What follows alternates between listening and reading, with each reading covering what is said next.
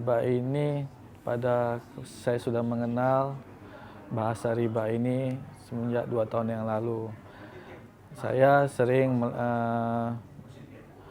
melihat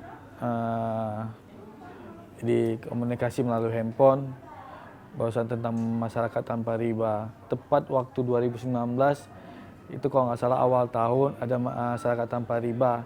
Saya kepingin ikut, tapi karena saya masih dinas, jadi saya pada saat itu memutuskan tidak bisa ikut. Saya mendapat informasi, tapi dengan seiring waktu pada bulan Mei saya dapat informasi bahwasanya ada seminar masyarakat tanpa riba. Alhamdulillah, mungkin ini udah Allah atur semuanya. Alhamdulillah, dengan semangat saya kalau melihat yang namanya Allah, ada bahasa namanya Allah, saya selalu bersemangat. Sebelum masyarakat tanpa riba ini saya juga, mohon maaf, saya juga ada suatu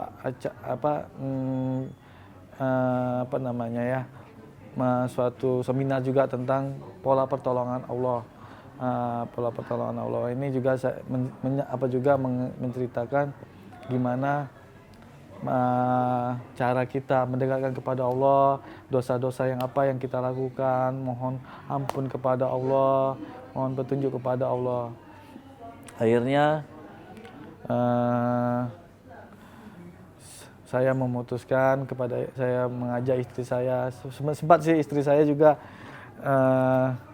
nggak usah, dia selalu bilang ayah aja yang ikut, karena mungkin dia merasa takut membebani saya. Tapi saya bilang, ayo Bunda Sisil, kita sama-sama belajar, kita ikut, insya Allah ini bermanfaat buat kita, keluarga kita, saya bilang.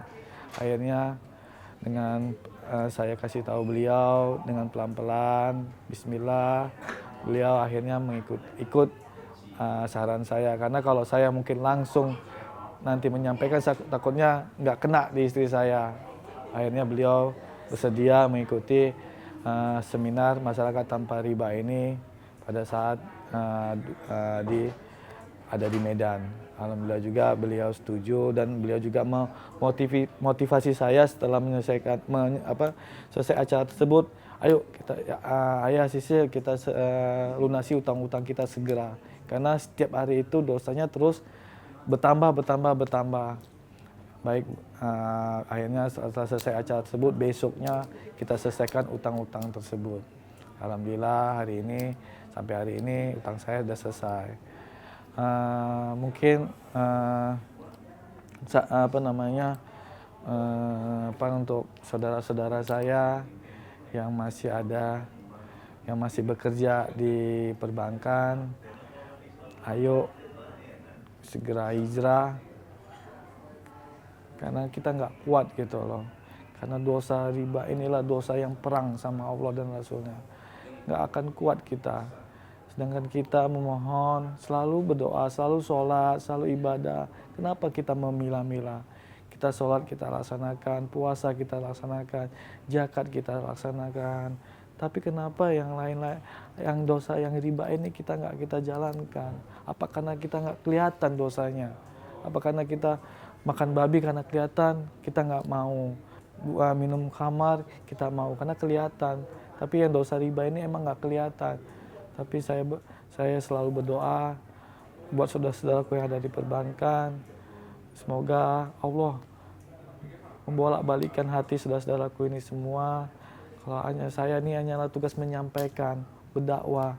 Tidak bisa memaksakan saudaraku ini untuk segera untuk membolak-balikkan, tidak bisa. Itu, dan juga nasabah-nasabah saya yang selama ini yang selalu saya bantu ataupun saya berikan fasilitas-fasilitas yang ada di bank ini, saya mohon maaf, saya mohon dimaafkan kepada nasabah-nasabah saya ini, untuk juga segeralah menyelesaikan hutang-hutangnya dan tidak lagi menambah hutangnya lagi. Karena yakinlah rezeki semua sudah ada yang ngatur.